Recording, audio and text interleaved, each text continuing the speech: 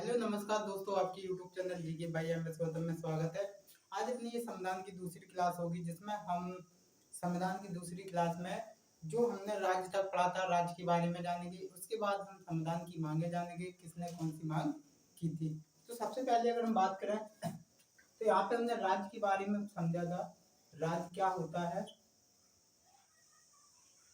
राज्य के बारे में हमने बता दिया था कि राज्य वो होता है कि जहाँ पे मान लो इसे एक प्रांत से डिनोट नहीं करते, पूरे देश से डिनोट करते हैं। और यहाँ में राज्य में कई चीजें शामिल होती है, जैसे संसद हो गई, कार्यपालिका हो गई, राज्य की सरकारें होगी, सभी चीजें। अब इसके यहाँ से क्वेश्चन ऐसे पूछते हैं कि बताइए इसके तत्व कितने होते हैं, यानी राज्य के तत्व कितने होते हैं, 4। तो याद रखना, पूछा जाए कि बताइए राज्य के तत्व कितने होते हैं, 4। तो चारों में आपको याद रखना, पहला जो है भूभाग, पहला जो भाग है इसका भूभाग। दूसरा जो इसका तत्व है वो है जनसंख्या, ठीक है। और जो तीसरा तत्व है ये कहते हैं संप्रभुता, ठीक है। इसके बाद जो चौथा है उसे बोलते हैं सरकार।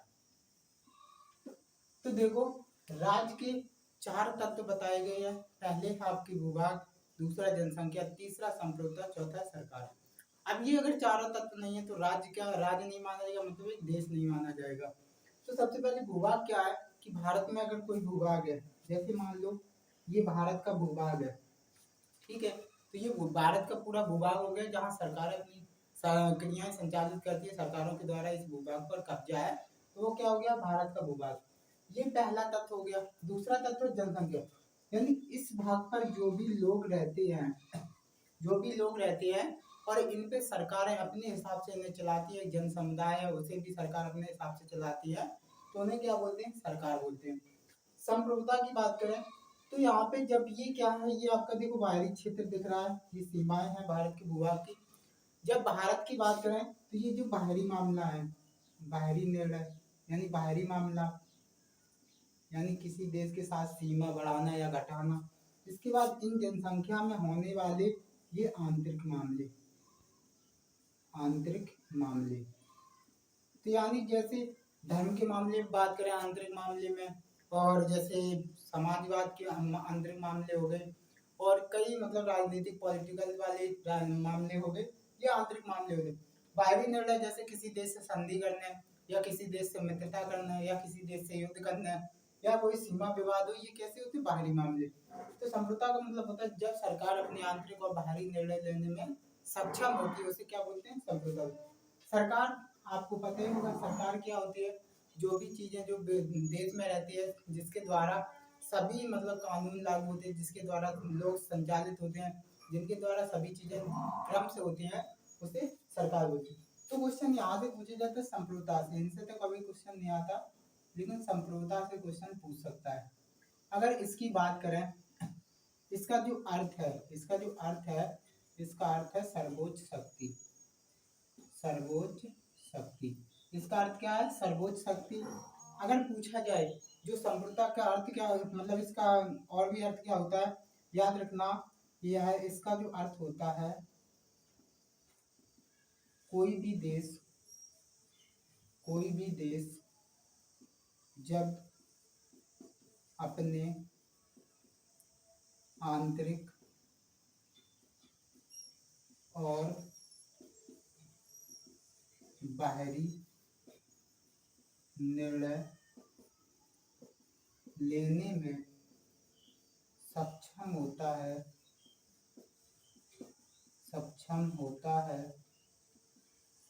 तो संप्रभु देश कहलाता है। यानी कि 1949 की बात करें, तो ये राष्ट्रमंडल का भी देश रहा भारत। यानी भारत क्या है, 1949, यानी भारत की बात है, भारत के संप्रभु देश है, बिल्कुल है। ये 1949 के बाद राष्ट्रमंडल का भी सदस्य रहा, ठीक है।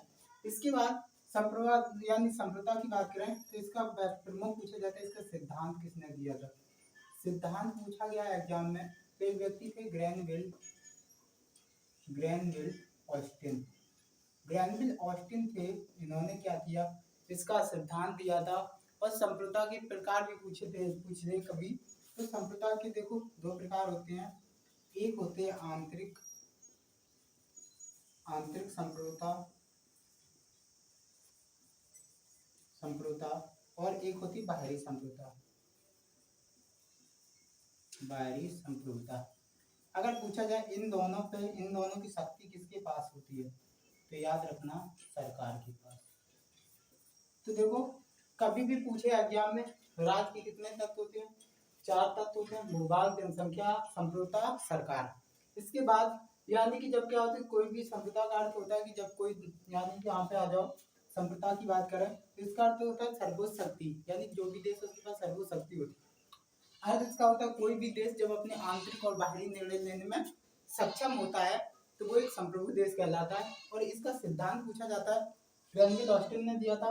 और इसके जो प्रमुख दो ही भाग है, एक आंतरिक संप्रभुता, एक बाहरी संप्रभुता। इन दोनों की शक्ति पूछी जाए कि आंतरिक और बाहरी संप्रभुता की शक्ति किसके पास होती है, तो याद रखना ये सरकार के पास होती है। नोट कर लीजिए या स्क्रीनशॉट ले लीजिए।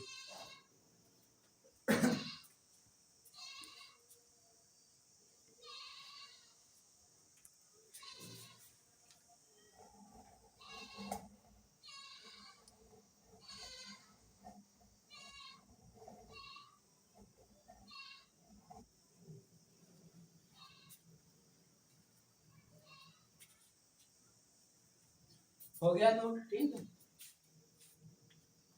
नोट कर लीजिए, स्क्रीनशॉट ले लीजिए। अब देखो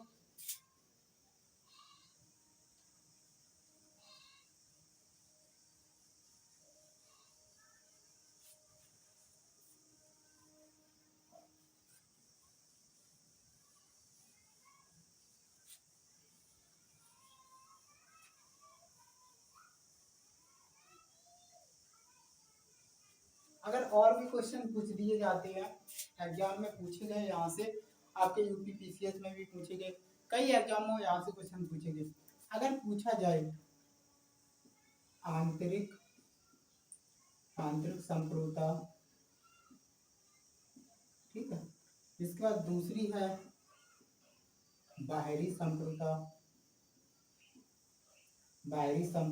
ठीक है। इसके बाद तीसरा पॉइंट आता है यहाँ पे वास्तविक संप्रभुता। इसके बाद चौथा पॉइंट आता है नामात्र की संप्रभुता। इसके बाद अगला आता है कानूनी संप्रभुता, ठीक है। इसके बाद आती है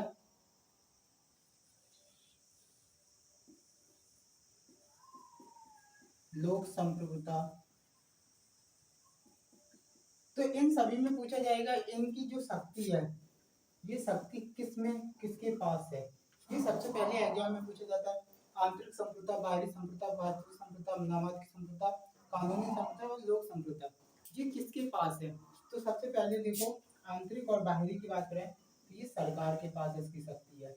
किसके पास शक्ति है, सरकार के पास, ठीक है। इसके बाद अगर बात करें वास्तविक, जैसे कार्यपालिका की शक्ति वास्तविक किसके पास होती है, प्रधानमंत्री के पास, तो ऐसे ही इसके पास होती है प्रधानमंत्री के पास। इसके बाद नामात्र की बात करें तो ये राष्ट्रपति के पास। इसके बाद कानूनी की बात करें ये संविधान के पास, इसके बाद लोक की बात करें ये जनता के पास। तो देखो आपको ये 5 पॉइंट कभी पूछे, संप्रभुता की बात करें शक्ति किसके पास, आंतरिक और बाहरी की बात करती है सरकार के पास शक्ति है, वास्तविक संप्रभुता की बात प्रधानमंत्री के पास, नामात्र की संप्रभुता राष्ट्रपति के पास, कानूनी संप्रभुता संविधान के पास, लोकप्रिय संप्रभुता यानी कि आपकी जनता के पास। लोकप्रिय संप्रभुता पूछे या लोकप्रिय संप्रभुता पूछे, जनता के पास, ठीक है। नोट कर लीजिए यहाँ पर, इसे नोट कर लीजिए, यहाँ से क्वेश्चन पूछ सकता है एग्जाम में। तो देखो ये शक्ति याद रखना, नामात्र वास्तविक सरकार, वास्तविक यानी आंतरिक और बाहरी सरकार, वास्तविक प्रधानमंत्री, नामात्र राष्ट्रपति, कानूनी संविधान, लोकप्रिय जनता, ठीक है। नोट कर लीजिए इसे, हटा दें इसको। अगले पॉइंट पे चलते हैं। देखो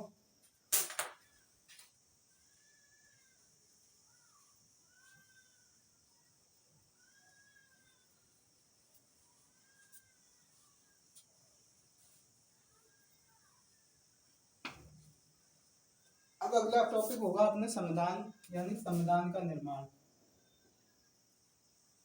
संविधान का निर्माण, यहाँ से क्वेश्चन बनेंगे यानी कि एग्जाम में पूछे जाते हैं। संविधान के निर्माण में भी सबसे पहले हम पढ़ेंगे संविधान की मांग। ठीक है, तो सबसे पहले संविधान का निर्माण शुरू करेंगे और संविधान की मांगे कौन कौन से व्यक्ति ने की थी। सबसे पहले अगर हम बात करें प्रथम मांग, अगर हम बात करें प्रथम मांग तो याद रखना 1895 में बाल गंगाधर तिलक ने की थी। किन्होंने की थी? बाल गंगाधर तिलक ने। इसके बाद पूछे ये जो प्रथम मांग है किस पत्रिका में या किस विधेयक में कही गई थी, तो याद रखना स्वराज पत्रिका या स्वराज विधेयक। ठीक है, स्वराज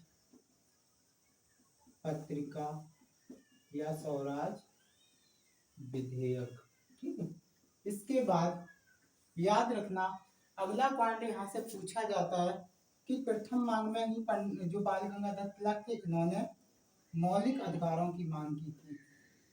मौलिक अधिकारों की मांग की थी। देखो यहाँ से मौलिक अधिकारों की बात करें तो यहाँ से एग्जाम में सीधे सीधे 3 क्वेश्चन पूछेगा मौलिक अधिकारों की। अगर डायरेक्ट आपको याद रखना है तो 3 क्वेश्चन आपके दिल्ली पुलिस में भी आए हैं और भी एग्जाम में आए। सबसे पहले पूछता है कि ये भाग किसमें है, मौलिक अधिकार भाग 3 में है। आर्टिकल कहाँ से कहाँ तक है, आर्टिकल याद रखना 12 से 35 तक। ये पूछे कहाँ से लिए गए, तो याद रखना यूएसए। ये 3 क्वेश्चन ऐसे हैं जो आपके एग्जाम में पूछे जाते हैं। या पूछते भाग 3 को क्या बोलते हैं, मौलिक अधिकारों यानी फंडामेंटल राइट्स इन्हें बोलते हैं, फंडामेंटल राइट्स का मैग्ना कार्टा, मैग्ना कार्टा। ठीक है, यानी भारत के भाग 3 को संविधान का मैग्ना कार्टा कहा जाता है। यानी पूछा जाए संविधान का मैग्ना कार्टा किसे कहा जाता है या मौलिक अधिकारों का मैग्ना कार्टा किसे कहा जाता है, भाग 3 को। मौलिक अधिकार किसमें है, आर्टिकल 12 से 35 तक। और याद रखना ये कितने यूएसए से लिए गए। अगर पूछी जाए ये कितने हैं, तो कितने हैं, 6 मौलिक अधिकार हैं। कितने, 6 मौलिक अधिकार। ठीक है, याद रखना। इसके बाद अगर हम बात करें बाल गंगाधर तिलक के बारे में कभी क्वेश्चन पूछ ले, उपाधि पूछे, उपाधि याद रखना, उपाधि, उपाधि देखो पूछेगा 2 उपाधि हैं इनकी, लोकमान, लोकमान, दूसरी बेताज बादशाह। ठीक है, बेताज बादशाह। अगर एग्जाम में पूछा जाए कि बाल गंगाधर तिलक की 2 उपाधि बता दो, तो एक लोकमान एक बेताज बादशाह। एक इनकी सबसे प्रमुख उपाधि है जिससे बोला जाता है भारत की अशांति का जनक, अशांति का जनक। यानी भारत की अशांति का जनक पूछा जाए तो बाल गंगाधर तिलक को कहा जाता है। और ये उपाधि, ये जो उपाधि है, ये उपाधि याद रखना किसने दी थी, वैलेंटाइन सिरोल ने, सिरोल ने दी थी। ठीक है, तो कभी भी एग्जाम में पूछे बाल गंगाधर तिलक की उपाधि लोकमान बेताज बादशाह भारत, भारत की अशांति का जनक, ये उपाधि जो दी थी वैलेंटाइन सिरोल ने दी थी। ठीक है, याद रखना। इसके बाद ये पूछे ये किस धार्मिक संस्था से जुड़े थे, धार्मिक संस्था से जुड़े थे। एग्जाम में पूछा गया है, एग्जाम में बहुत एग्जाम में ये क्वेश्चन आया है कि बताइए किस धार्मिक संस्था से जुड़े थे। तो याद रखना ये धार्मिक संस्था थी आर्य समाज। क्या था, आर्य समाज। और इसकी जो स्थापना हुई थी 1875 में। इसके बाद इसके जो संस्थापक थे, संस्थापक कौन थे, दयानंद सरस्वती। हाँ वो हाँ सही है, दयानंद सरस्वती। ठीक है, इनका मूल नाम क्या था, मूल नाम था मूल शंकर। इनकी एक बुक और पूछी जाती, बुक एग्जाम में कभी पूछ ले, सत्यार्थ प्रकाश। इनकी बुक कौन सी है? एक सत्यार्थ प्रकाश। इसके बाद इन्होंने एक आंदोलन भी चलाया था। आंदोलन अगर पूछ दिया जाए, वेदों की ओर नारा दिया था, आंदोलन चलाया था, शुद्धि आंदोलन। शुद्धि आंदोलन, ठीक है, शुद्धि आंदोलन। और इन्होंने एक नारा दिया था, वेदों की ओर लौटो। ठीक है, तो देखो बहुत से क्वेश्चन आपके हमने एग्जाम वाले पॉइंट कंप्लीट करा दिए। यानी कि देखो प्रथम मांग संविधान के 1895 में बाल गंगाधर तिलक ने की थी। इसका स्वराज पत्रिका या स्वराज विधेयक में मांग की थी। मौलिक अधिकारों की भी नियम में मांग की थी 1895। मौलिक अधिकार भाग 3 में आपको जो फंडामेंटल राइट का मैग्ना कार्टा कहा जाता है, ये 12 से 35 में सीधे डायरेक्ट क्वेश्चन पूछ रहे हैं आजकल। मौलिक अधिकार की बात करें, ये यूएसए से लिए गए। इसके बाद अगर हम बात करें बाल गंगाधर तिलक की उपाधि की बात करें, तो लोकमान्य और बेताज बादशाह, भारत के शांति का जनक, ये इनकी उपाधियां हैं। और भारत के शांति का जनक वैलेंटाइन सरोज ने कहा था। इसके बाद ये पूछा गया क्वेश्चन है कि ये किस धार्मिक संस्था से जुड़े थे, तो ये आर्य समाज से जुड़े थे। इसकी स्थापना 1875 में हुई थी और संस्थापक थे दयानंद सरस्वती। दयानंद सरस्वती का मूल नाम पूछे, मूल शंकर। बुक कौन थी? सत्याग्रह प्रकाश। आंदोलन कौन था? इनका शुद्धि आंदोलन। इन्होंने नारा कौन दिया था? वेदों की ओर लौटो। इसके बाद बाल गंगाधर तिलक की बात करें, इन्होंने एक संगठन बनाया, संगठन की स्थापना की थी, स्थापना की थी। तो एग्जाम में पूछा गया कौन सी? Home rule league. Home rule league की स्थापना की थी 1915 और 16 में। और इसका हेडक्वार्टर इन्होंने क्या बनाया था? याद रखना, पूना में। ठीक है, पूना अडयार, पूना में बनाया था। ठीक है, याद है, पूना महाराष्ट्र।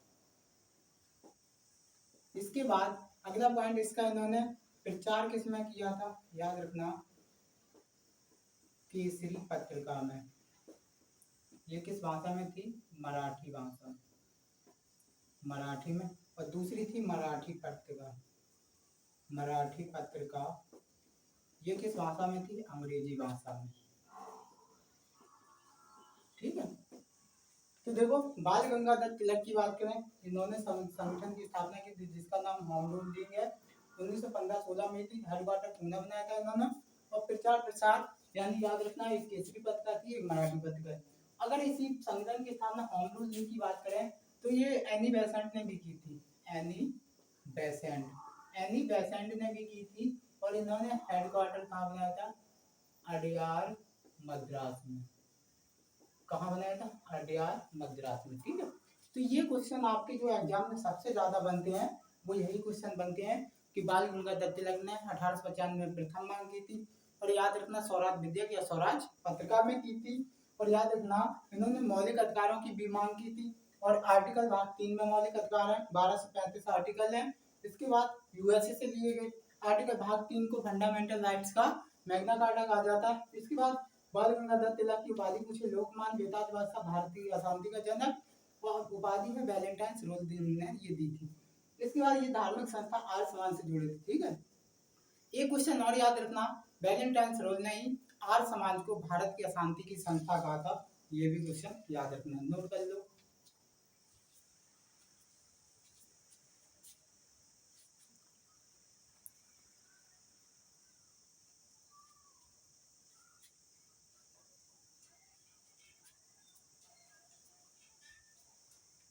देखो आपके एग्जाम में सबसे ज्यादा यहाँ से क्वेश्चन पूछे जाते हैं, जो मैंने बहुत अच्छे से कंप्लीट करा दिया आपको। इतने क्वेश्चन आप बहुत जल्दी नहीं पढ़ पाओगे कि एक साथ क्वेश्चन आपको देखने मिले। और भी क्वेश्चन हैं लेकिन ज्यादा नहीं कराएंगे। जब इतिहास पढ़ेंगे तब उसमें क्वेश्चन ज्यादा डीप से पढ़ेंगे। ठीक है, याद रखना।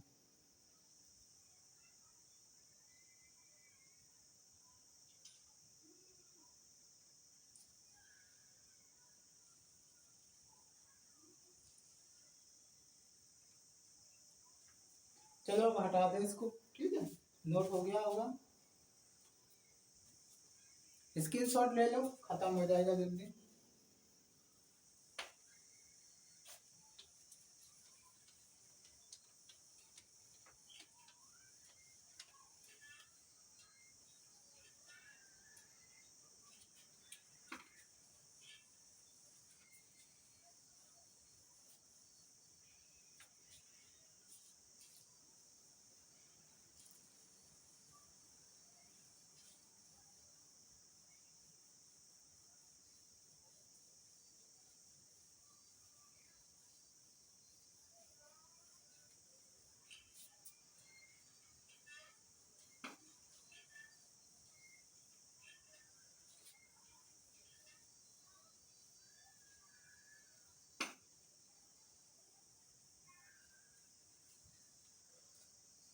अब देखो दूसरी मांग की बात करें, संविधान की जो दूसरी मांग थी, दूसरी मांग याद रखना ये 1922 में की थी।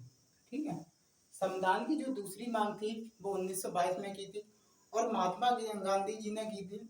और ये किसमें की थी? इंडिया मैगजीन में। और इन्होंने कहा था भारतीय अपना संविधान स्वयं बनाएंगे। ठीक है, तो याद रखना ये दूसरी मांग महात्मा गांधी ने की थी, महात्मा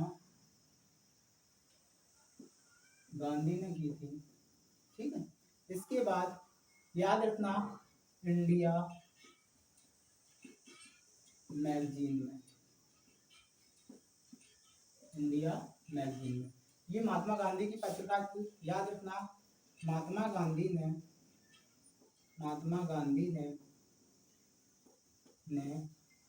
कहा था भारतीय अपना संविधान स्वयं बनाएंगे। ठीक है, तो कभी भी एग्जाम में पूछे महात्मा गांधी ने दूसरी मांग की थी 1922 में और क्या किसमें की थी? इंडिया मैगजीन में की थी। और ये कहा था कि भारतीय अपना संविधान स्वयं बनाएंगे। ठीक है, तो याद रखना अगर महात्मा गांधी की बात करें तो ये क्वेश्चन यहाँ से क्वेश्चन पूछा जाता है कि ये सिर्फ क्वेश्चन आया हुआ है, यानी कि ये सिर्फ कांग्रेस के एक बार अध्यक्ष बने हैं। ये बहुत ज्यादा क्वेश्चन आ रहा है आजकल। और इनका जो अधिवेशन था INC का अधिवेशन, कराची अधिवेशन, कराची अधिवेशन 1922। ठीक है, तो ये याद रखना, नोट कर लो।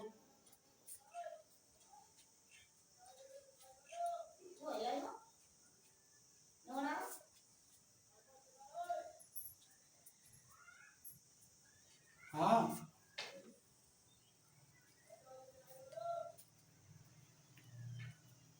देखो नोट कर लिया।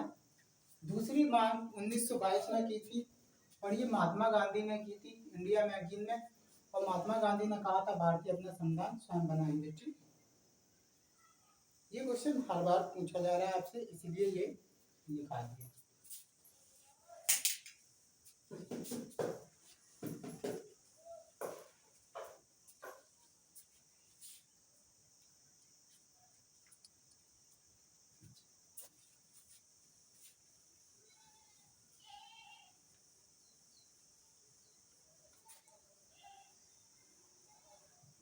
अब देखो बात करें तीसरी मांग, तीसरी मांग, तीसरी मांग ये 1925 में की थी। ये भी याद रखना किसने की थी? ये की थी महात्मा गांधी जी ने। ठीक है, याद रखना महात्मा गांधी जी ने की थी। ये भी महात्मा गांधी ने की थी। याद रखना कहाँ पे ये की थी? तो याद रखना दिल्ली के सर्वदलीय सम्मेलन, यानी दिल्ली का सर्वदलीय सम्मेलन हुआ था जिसका नाम था, नाम पूछा जाए, कॉमन वेल्थ ऑफ नेशन।